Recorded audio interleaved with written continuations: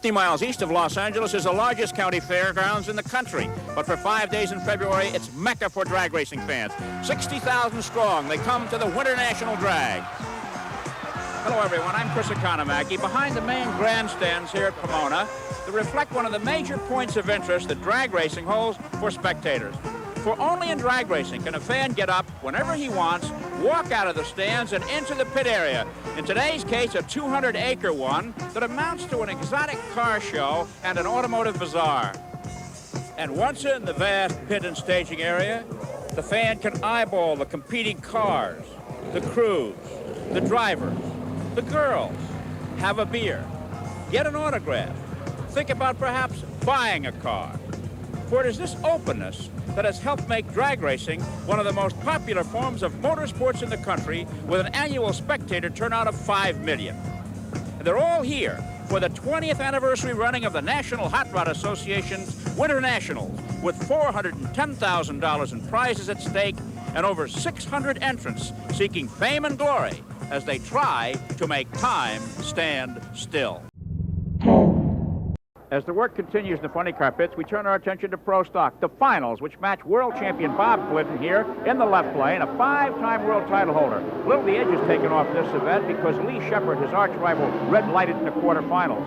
Glidden will be going up against Pat Musey of Carteret, New Jersey, an occasional NHRA visitor and IHRA regular. It's going to be a Ford and Chevrolet battle. Glidden in a Ford, Musey in a Chevrolet. These cars are closer to stock than any we've seen on the strip today. They're waiting for the light.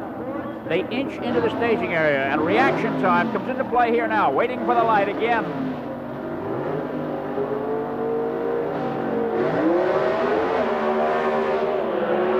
And they're off, and it's Musey ahead of Glidden at the start. Musey, but Glidden stalked the power by, and it's Glidden with yet another Pomona victory. The Indiana man, Bob Glidden, does it again. 8.383 seconds, 161 miles an hour.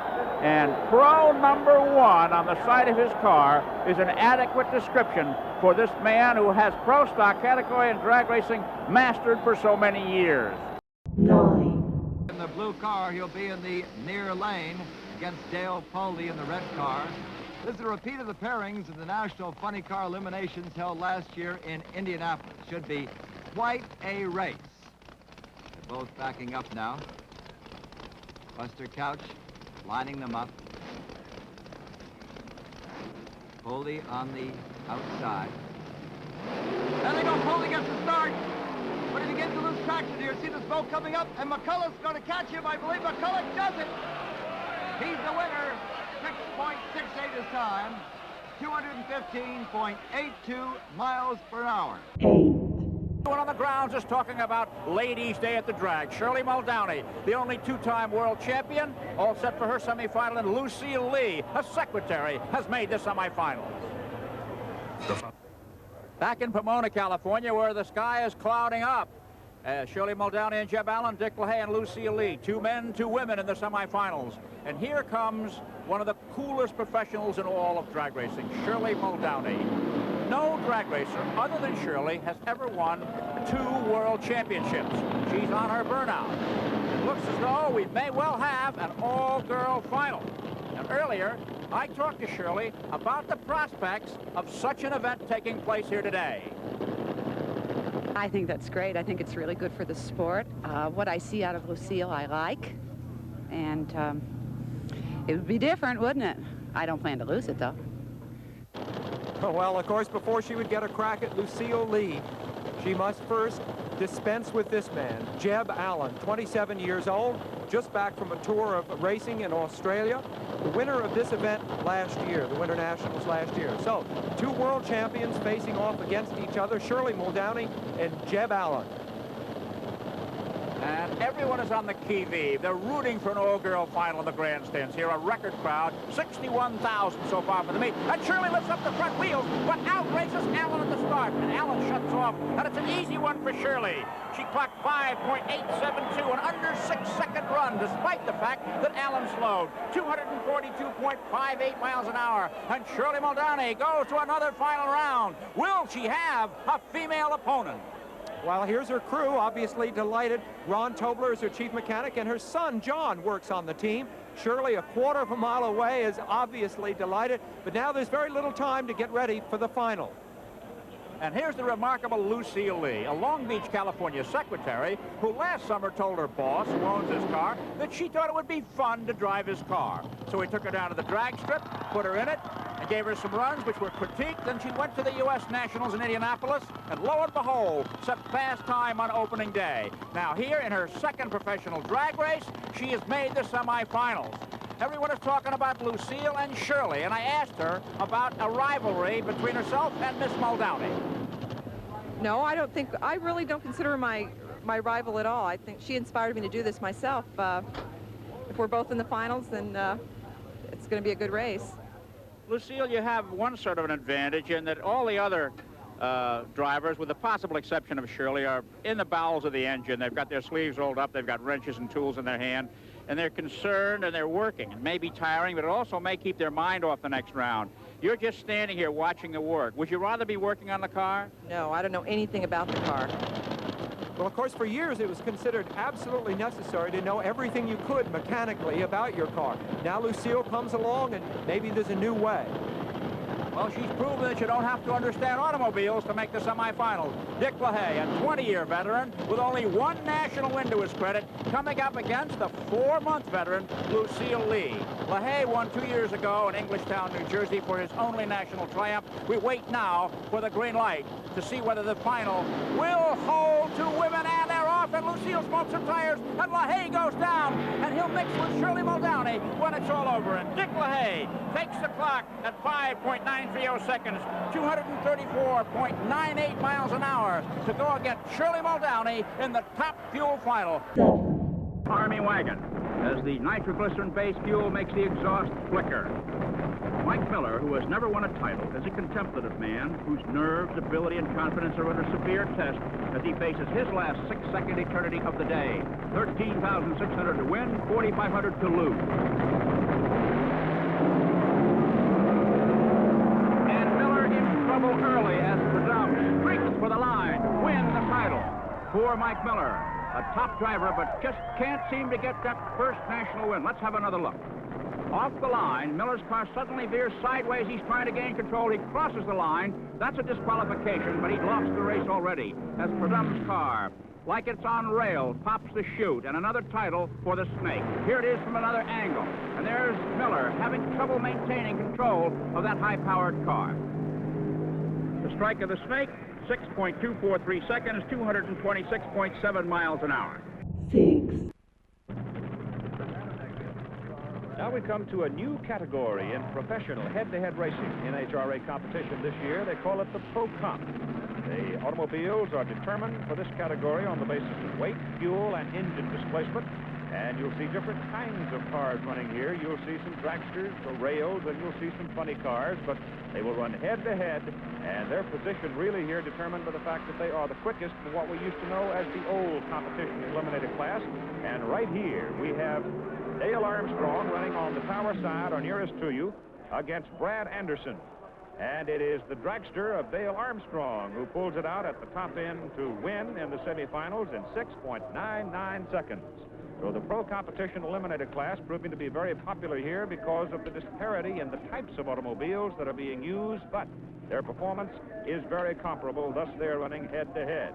Now, Dale Armstrong out of Torrance, California, goes into the finals, and he'll be meeting the winner of the Ken Vaney-Dave Mack match here. Ken Vaney, incidentally, is a partner of Dale Armstrong. They make up a racing team.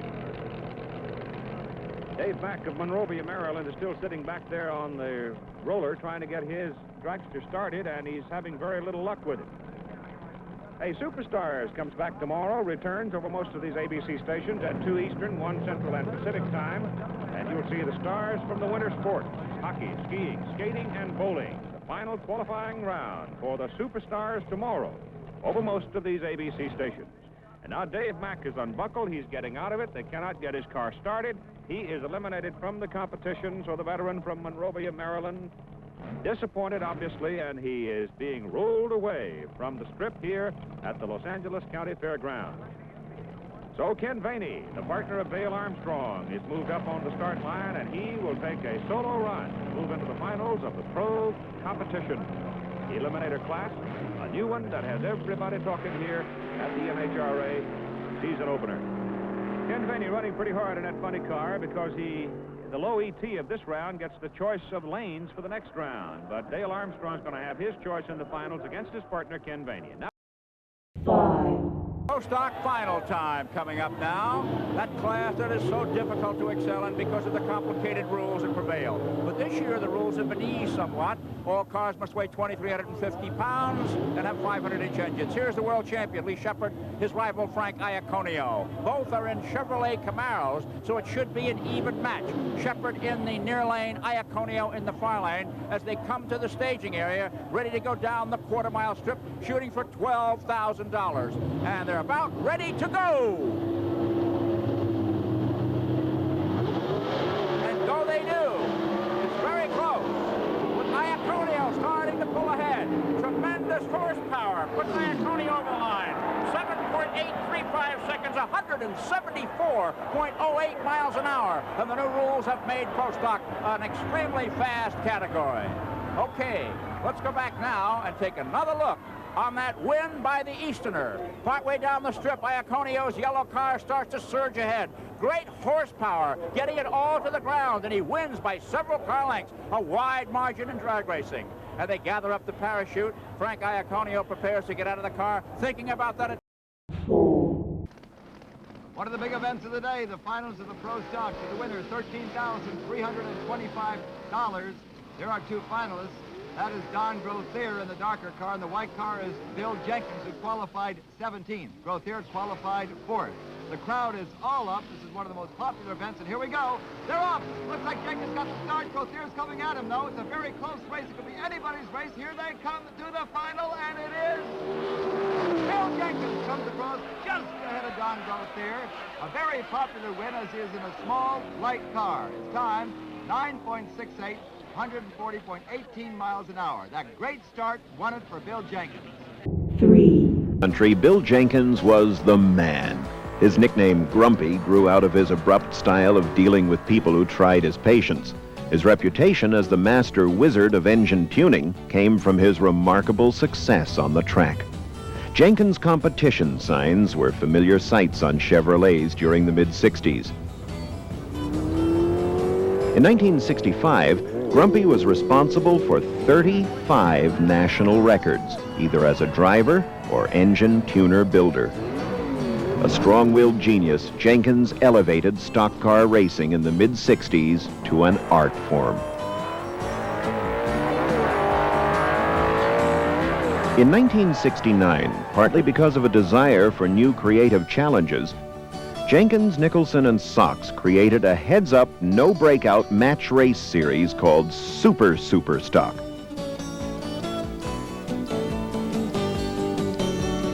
The success of the match races prompted the sanctioning bodies to adopt the cars as a separate eliminator category, dubbed Pro Stock.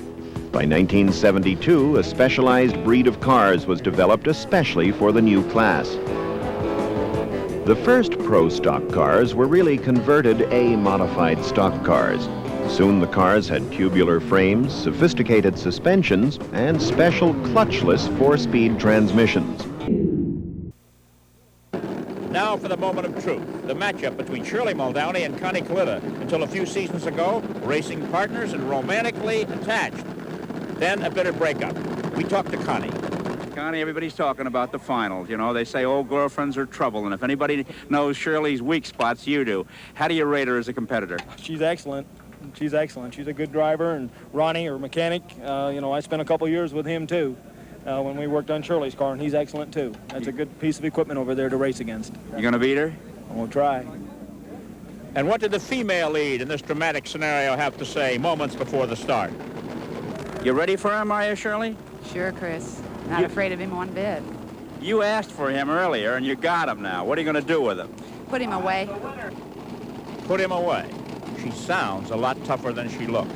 But no one will miss this one. Even the blasé pit people are coming to watch. Shirley and Connie, the Frankie and Johnny of drag racing. Everyone is ready for this one. Here she is in the near lane. No sponsor this year. She's paying her own bills. Connie Kalita, man who's essentially a mechanic, returning to drag racing at the wheel since the breakup with Shirley. The classic confrontation as they move to the line to stage their long, needle-nosed cars, 2,200 horsepower. Shirley has made it in a man's game. She's not considered a woman now. She's another competitor. Watch the line. Stage. And off they go, and Kalita gets the jump, but he swivels sideways. And it's Shirley! Shirley Muldowney wins it! Her first victory in over 2 years. She takes it at 5.940. Look at the glee, 247.25 miles an hour. And another straight pass under 6 seconds. And here, they come to the pits together. Usually, the loser and the winner are hundreds of yards apart. And Shirley gets out of the car. The victory area in drag racing is a lonely place. The crowds are way up the line. Let's listen to what is said.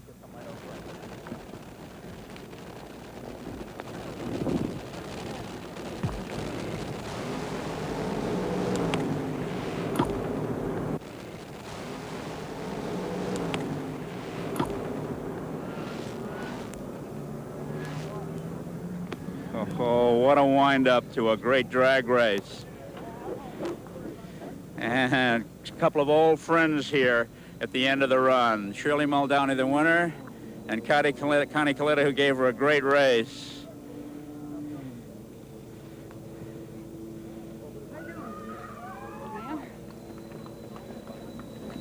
It's an emotional scene here. Turn around, Shirley, so we get a look at you here. You guys put on a great show. It was an important one for you, huh? It was important for both of us. I'm really sure it was. was. I had a good teacher, Chris. Really? Yeah. But you don't look happy, Shirley. She is. I'm happy. Are you? I'm happy. Well, it's been a tender thing. You're friends for a long time. Her former crew chief and great pal, and Shirley Muldowney winning it. We expect a little more bubbly. Turn around, let's get a look at you. I'm just a little, I'm in shock. Are you really? Yeah, I the guess guys that did some women has allowed some emotions that men don't have, huh? Yeah, I think. You drove like Connie, a man, though. Yeah. Like I said, I had a good teacher. Okay, here come the gang. Yeah, Go ahead. I'll be all right. Okie dokie. I'll be all All the right. best to you. Thanks, Chris. And there'll be those that say that Shirley Muldowney perhaps didn't want to win today. This is Chrissy Konamaki saying so long from Pomona. Sensation.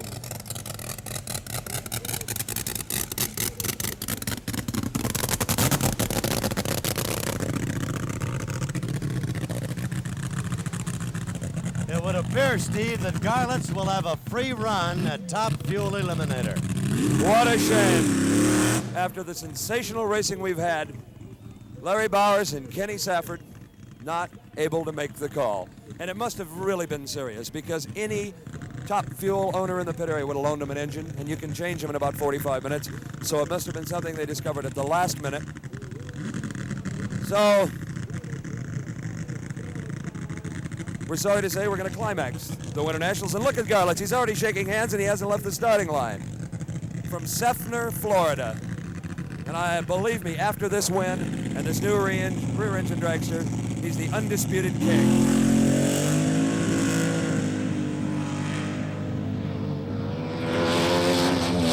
And I think for the fans' sake, he smoked the tires on purpose. He did a little bit. He I put on think he quite a did. run for him. I don't know as how Safford could have caught him. That's not to demean Safford's car or the equipment or his ability as a driver, but Garlits, as you indicated so many times throughout this telecast, appeared to be the class of the Top Fuel eliminators in contention here today, and his car probably was not really pressed at any time. A 7:03, 214.7 mile per hour victorious run for Don Garlits. We'll be back with more.